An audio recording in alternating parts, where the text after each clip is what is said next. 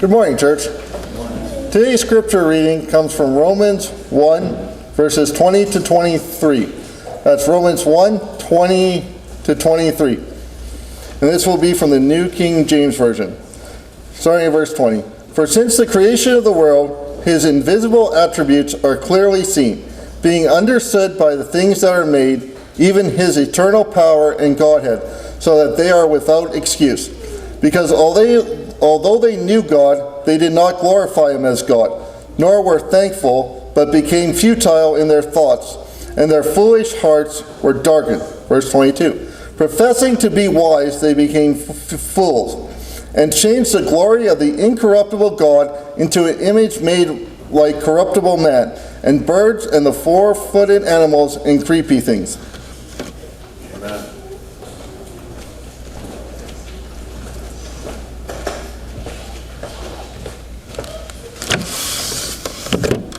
Morning. I have been doing this series on what I've called the lies of modernity for a very particular reason. It is, I suppose, my personal view. I think, though, that it is quite obvious in this day and age that our society, particularly here in the West, but I think it is global, believes in absurdities, believes in things that most of human history would see as insane, would see as counterproductive, wrong, and just clearly not in line with reality. I've gone through suffering and pleasure. Today, I want to go through science. Now, at first glance, this may look like this is going to be an anti-science sermon. It is not. I am a massive fan of science. I love science. Maybe it's because I grew up in a house with a man who loved science fiction, and he imparted that upon me. You know, watching the rockets, go up. Like I was there for Artemis 2. I was at my dojo. I had it on my phone. I had my kids come over. I had even other kids come. Like, this is important. Watch this. We're going back to the moon. I love science. I love what science has done for us as a society, as a species. We live in a scientific utopia at times. We live in a science fiction novel. We really do. We can travel very quickly compared to most of human history. Until 100 years ago, the fastest speed was the speed of a horse. Now, I can go to Hong Kong today. I'll be there if I wanted to. I'm not paying for that, but that is the degree to which we have mastered. We have people up in space right now. We have come so far, and that's technological, medical. So much of these diseases that would have killed people. Think of leprosy. Leprosy was a rampant and brutal thing in Jesus' day, and now it's cured. Leprosy doesn't exist anymore. We've cured it. That's incredible. That's amazing. That is wonderful. A gift that science has given upon the world. Not quite. Scientists have given upon the world. Because what is science? I have heard my whole life that science and religion are opposites, and never the two shall meet. They can't be the same. You can't be religious and a scientist. It's really funny because the vast majority of scientists have been religious. Now I'm going to go through a bunch of names here for you, but almost all of the early modern scientists, from Newton to Faraday, have been religious. A few examples, of course, are Newton, John Kepler, Pascal, Galileo, Rupert Boyle, Faraday, Louis Pasteur, George Carver, Aristotle even was a religious believer. He actually, interestingly enough, Aristotle rejected the gods of Athens and believed that there's just a god, some ethereal force, but a god. Now, some of these people did not necessarily agree with everything with each other or everything. Aristotle was not going to agree with Newton, but they were still religious. They still believed that there was something more than this material world. Now, immediately you might say, Matt, those are, some of them, ancient. Those are old. You know, that's hundreds of years ago in many cases. That's fair. But, and you may say that things have changed, but they have only decreased, not fully changed. About 51% of all U.S. scientists are religious. That's just the U.S. When you get international, it goes up, not down, up. Particularly in the Islam or even in the in Asian or South American worlds, that number goes up, not lower, up. A few examples are, because I brought it up, the pilot of Artemis II was a Christian. He believed in God. Mary Landerbeck was a astrophysicist, one of the first female astrophysicists, in fact. She was a nun. In fact, actually, if you look it up, there's a lot of nuns who are astrophysicists in particular. It seems like if you want to be a nun, you're going to have to be an astrophysicist also as well, because there's a lot of them. It's a very long list, but one I really want to point out was Mary Ellen Murphy, who was one of the first people to study moon rocks. Oh, that's pretty neat, okay. She also was part of the team, important part of the team, that landed on an asteroid. Now, so you understand, when it comes to astrophysics, that's hard. We're already spinning and whipping through the solar system and through the galaxy. Now you're going to hit something that's moving even faster and is a tiny thing compared to our size. That's hard. Yet, we did it. Not too long ago, actually. And one of the leads on that, Mary Ellen Murphy, was again a nun. She was a nun when she was doing that. So clearly, you can be religious and a scientist. That's actually not a problem. The problem is that we have seemingly forgotten what science really is. Science is a testing method. Science doesn't say anything. Science does not tell people what to do or what's wrong or what's right. Scientists do. Science is merely a testing method. It doesn't tell you anything other than whether your hypothesis is correct or not sometimes. Because, as I'll show later, we get things wrong. In fact, I'll do it right now. There have been many things that science has gotten wrong. Spontaneous generation was once held as fact. This is the idea that that living matter springs from non-living matter. So you can have a rotting plant and then a mouse will sprout from it. Well, we tried and it failed every single time. It doesn't happen. Ulcers were once believed to be caused by stress. It's not. It's bacteria. It was once contended, in fact, you could get in very, very serious trouble, that continental drift was wrong. If you believed and espoused continental drift, you were out of the scientific club. Well, we know that's true now. We can almost see it if you're in a freaking Alaska. You can see how close, and we have the documents, how close Alaska and Russia have gotten to each other every year. We know continental drift is a real thing. We have the seismology. Seeking knowledge is good. We should do so. 2 Peter chapter 1, if you want to turn there in your own Bible. 2 Peter chapter 1. Starting in verse 2.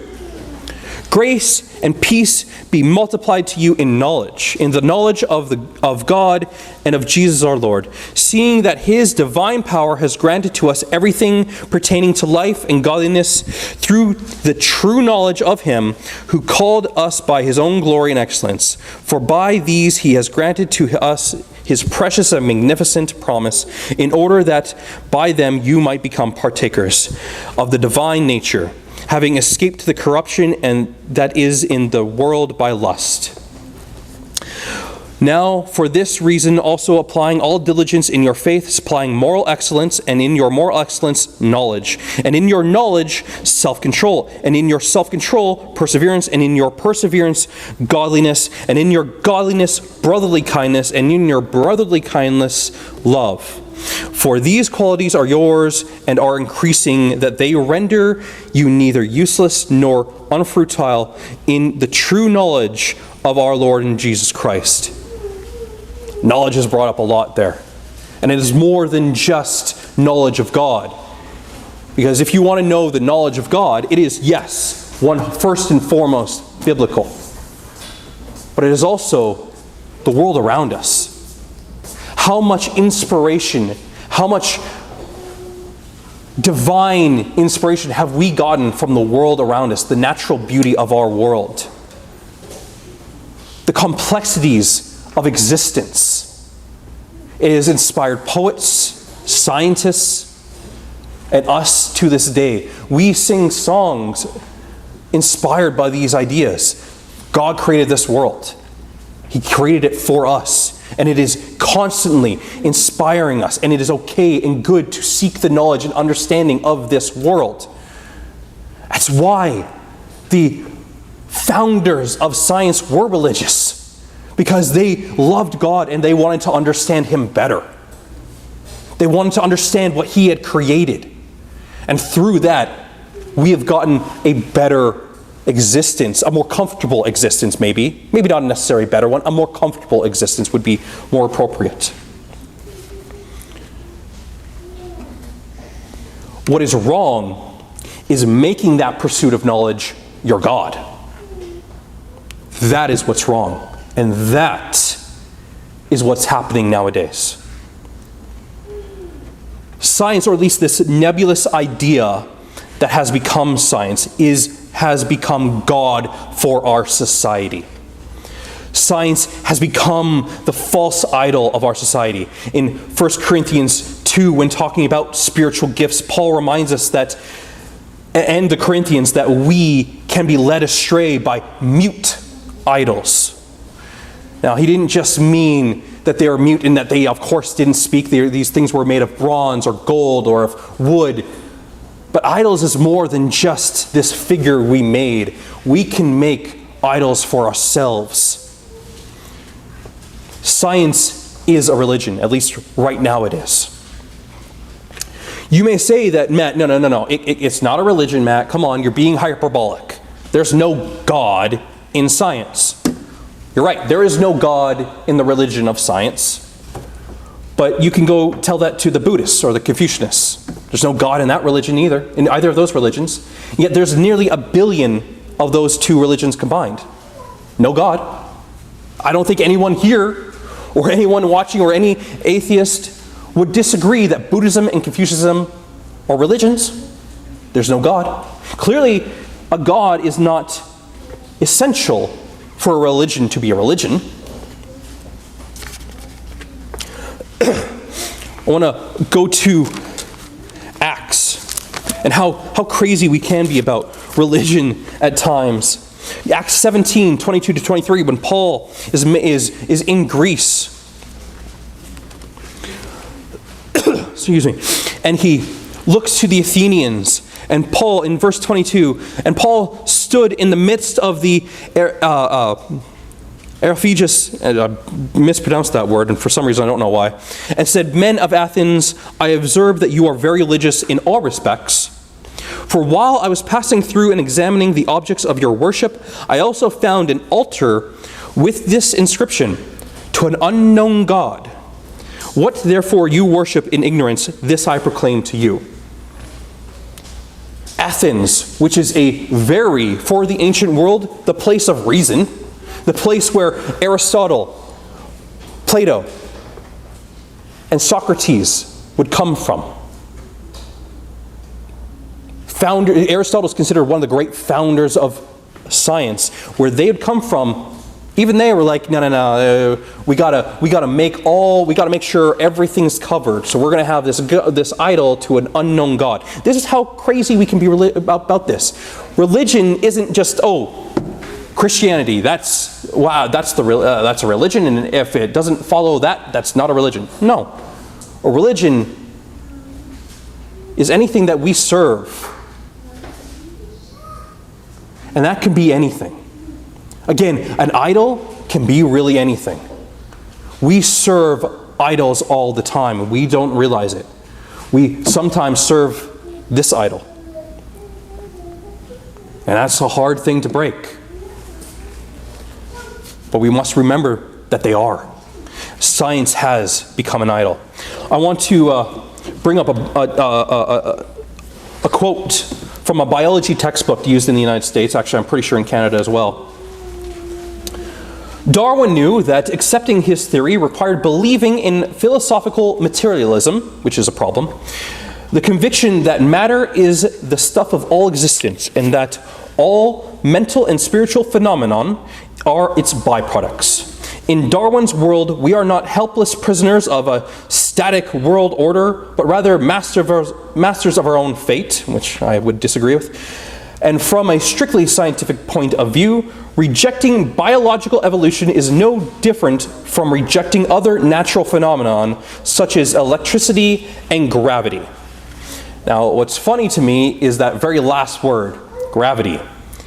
Turns out we actually don't know what gravity is. We actually have no idea.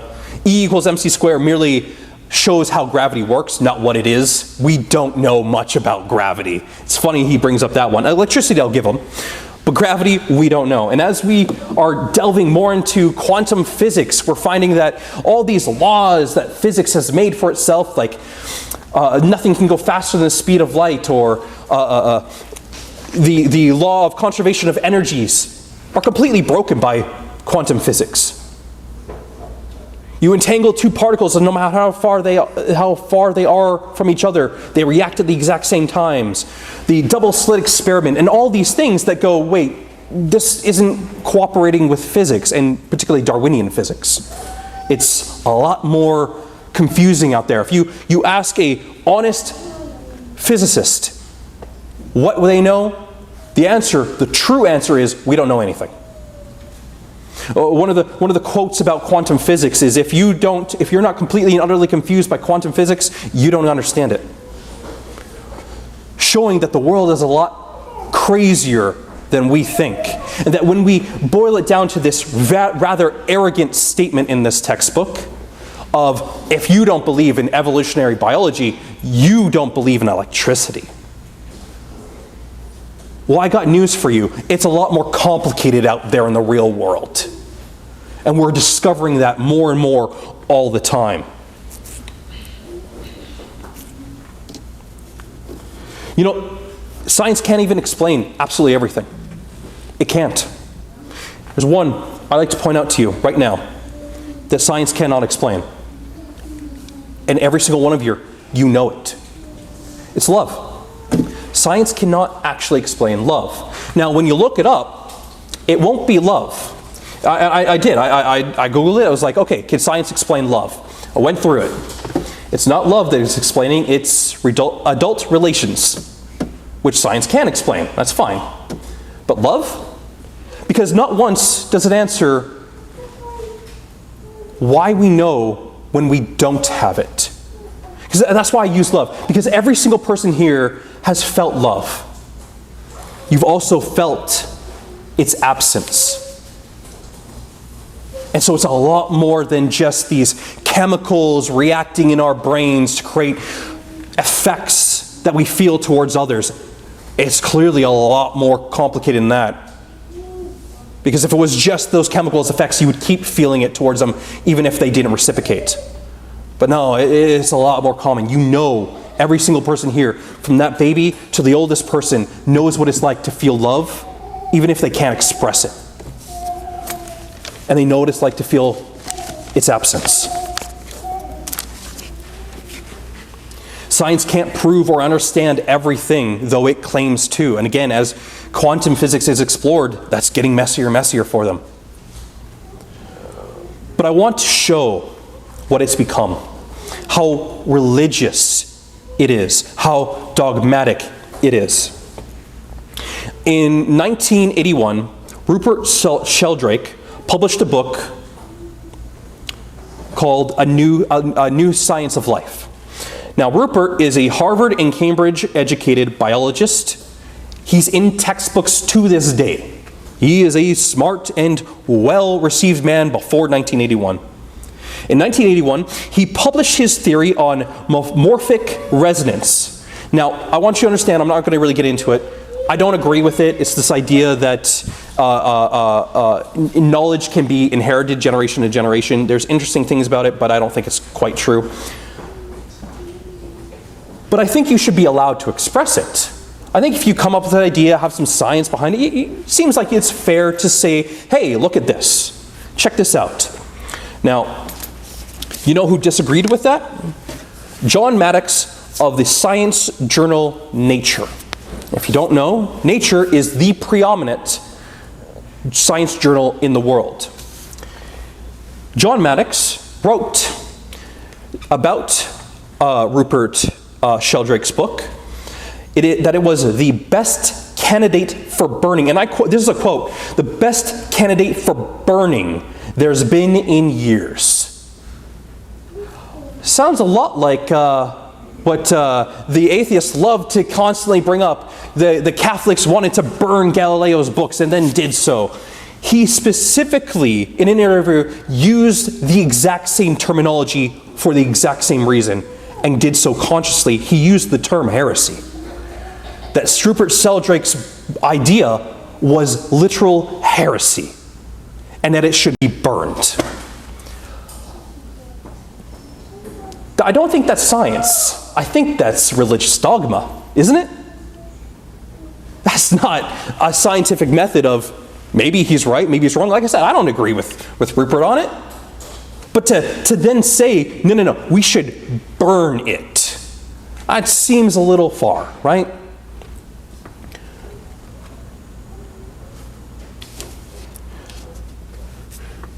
We can also go to not too long ago. And this is the part where I'm not sure about the terms and conditions of YouTube anymore, but they may pull it down.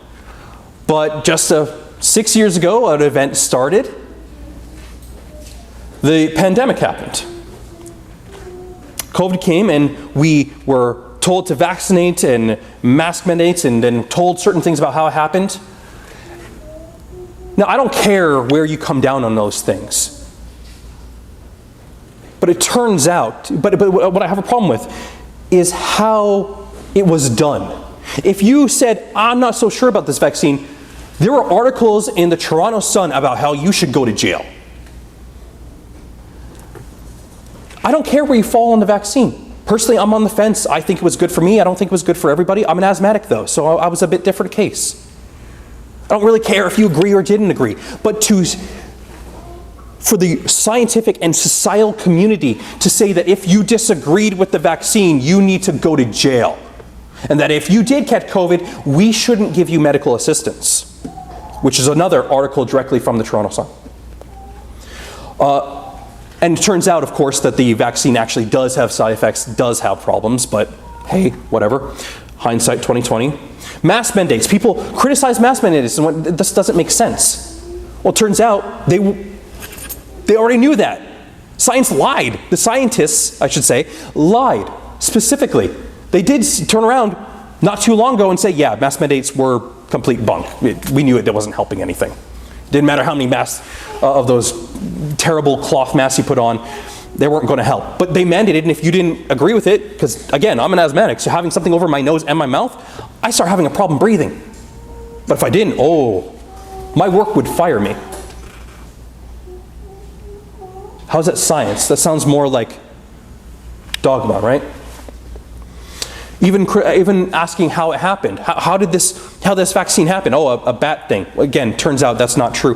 But if you disagreed with it, you could get fired, canceled as we call it now. Horrible things could happen to your life. People were attacked. How is that not dogma? What's worse is when science loses its ethics, which I think is why most scientists are religious. Why science needs religion. There's two ways in which science really is able to foster. And one's through war, which makes sense, competition. And two is through religious auspices. That's why the greatest scientific leaps have been done by religious auspices. The Muslims, the Orthodox Christians, the Catholics, these have all had their moments of exponential scientific growth because they bring an ethical standard. Because what happens when science doesn't have that ethical standard? Well, one instance is the Nazis. The Nazis were either occultist or atheist. They were not Christians. If anyone tries to tell you, oh, they're Christian, no, it's not true. They either believed in Atlantis or believed in nothing at all. I'm not even joking about the Atlantis quip. They literally believed in Atlantis. They were either occultists or atheists.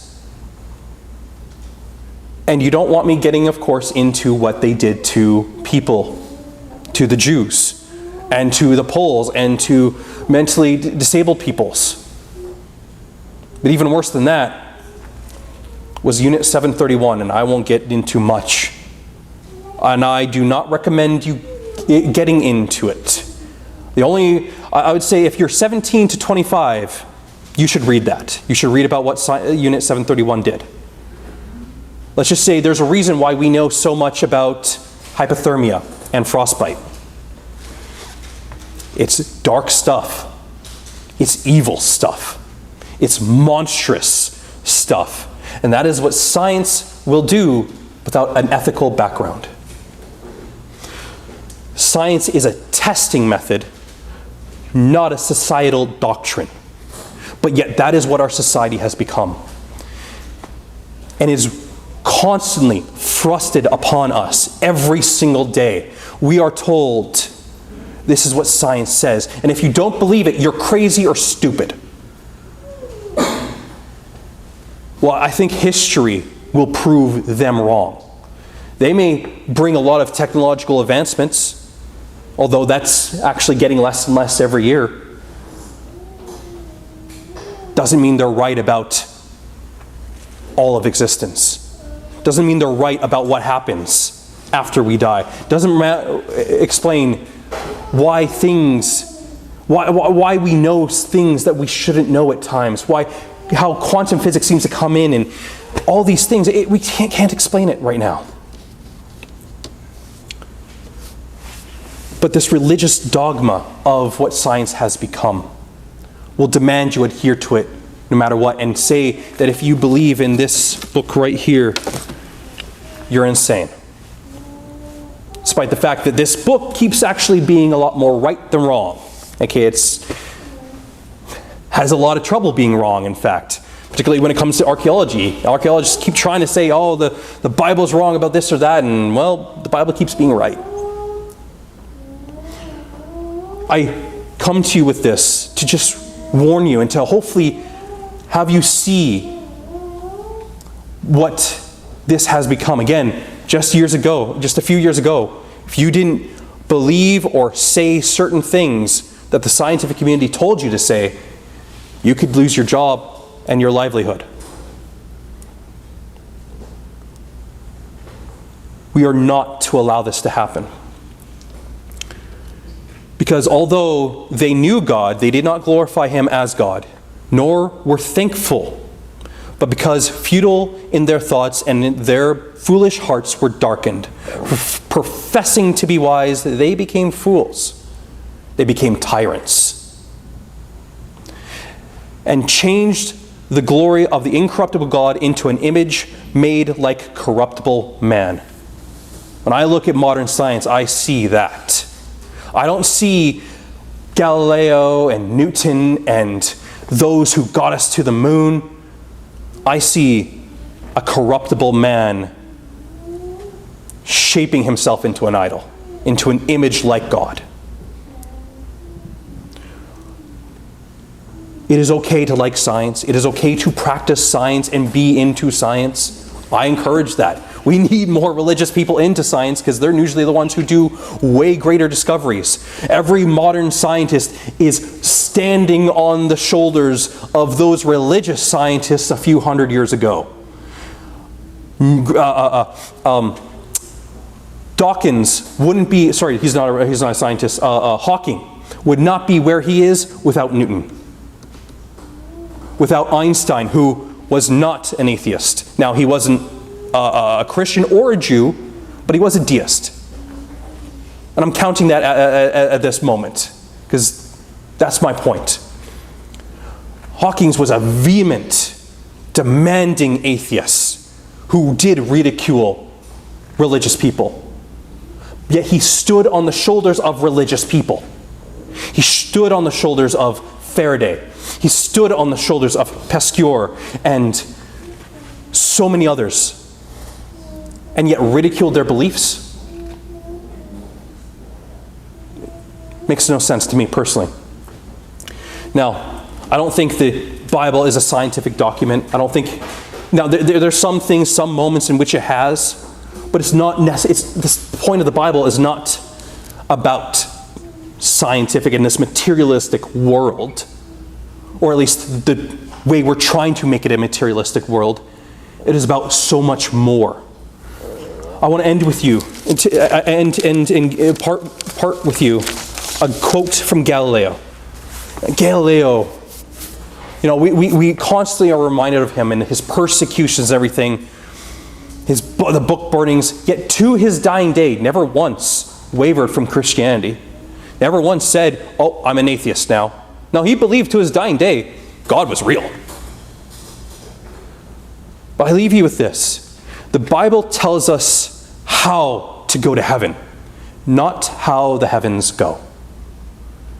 This world is worth exploring and worth understanding.